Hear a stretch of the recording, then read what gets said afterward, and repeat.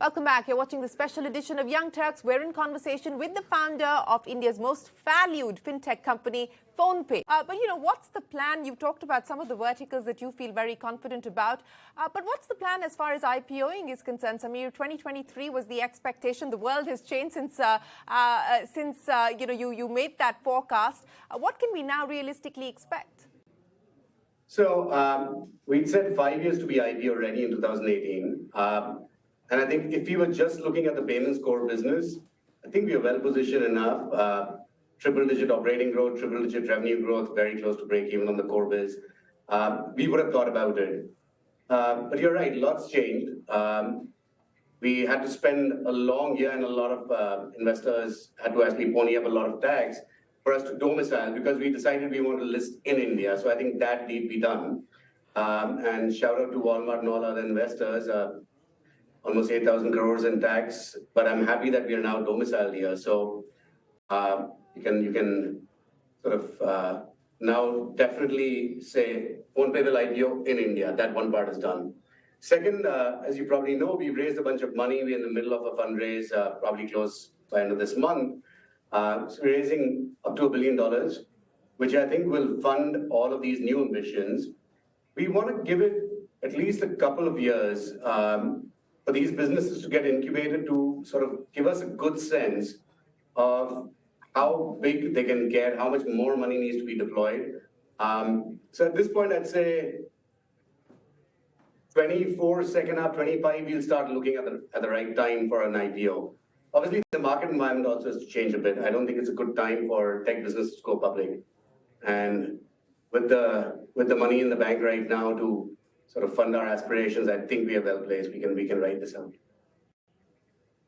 Yeah, I guess you're in a lucky position or in a sweet spot, if I could call it that, at this point in time. You do have the luxury of time to take a call on when you would like to IPO because of the fundraise. But, Samir, you talked about moving back to India and domiciling here. And I know that what you said in terms of the Ghar Wapsi tax resonated with a lot of people. And the hope was that perhaps in this budget, the government would have brought in some cheer, but that was not to be.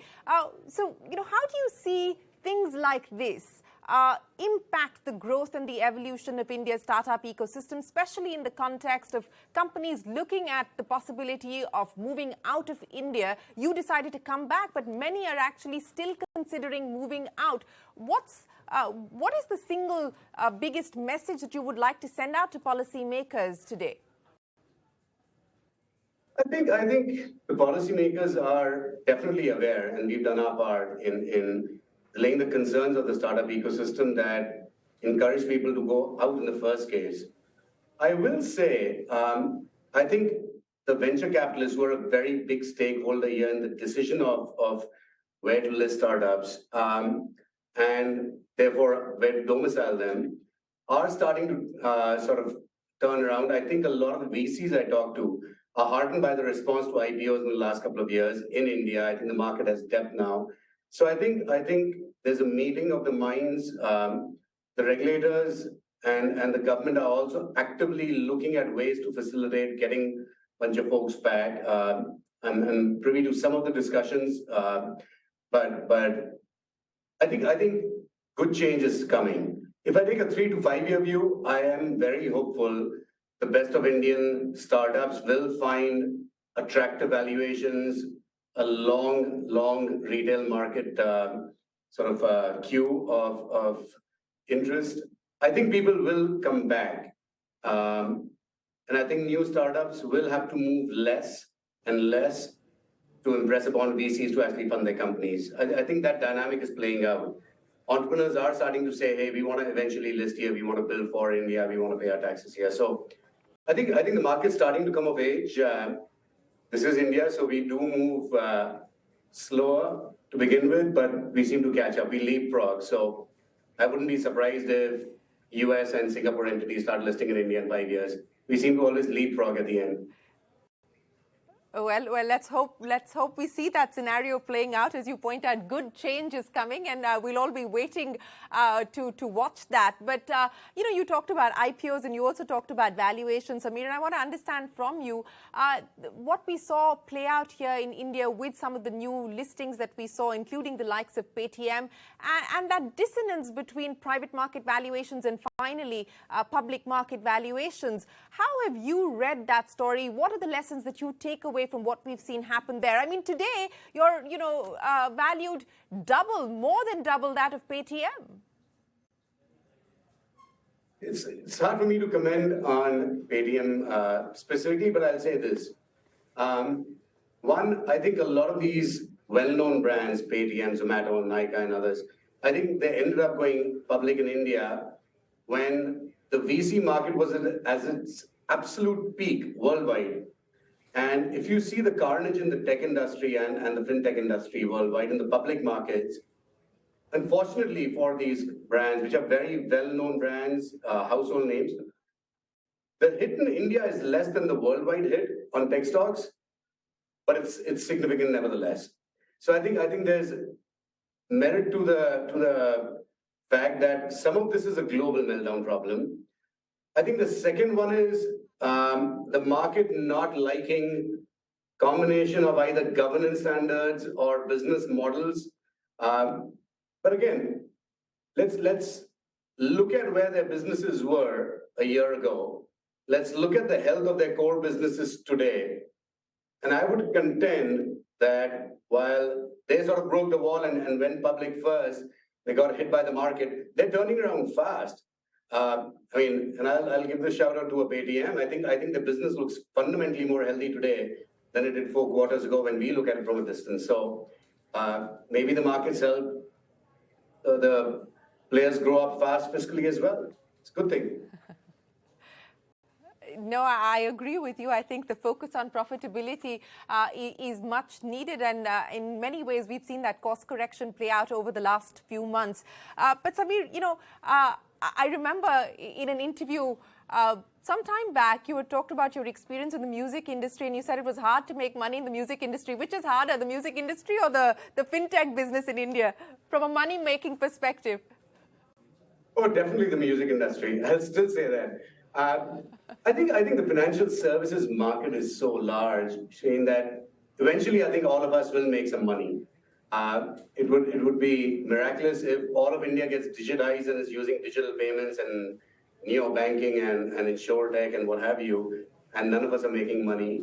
The big spoiler oftentimes is regulatory/government intervention, but I think we're starting to reach a new equilibrium. I genuinely do. I think you can see the valuations on the fintech side were large, frothy even, whereas all the profits are on the manufacturing side. And I think both are course correcting. I think it's going to be a rebalancing of the profits. There's going to be a rebalancing of investments. And I think we land in a good place. I'm always optimistic about this one. And I think fintechs will have their day in the next few years. It's not too far away. Again, I think...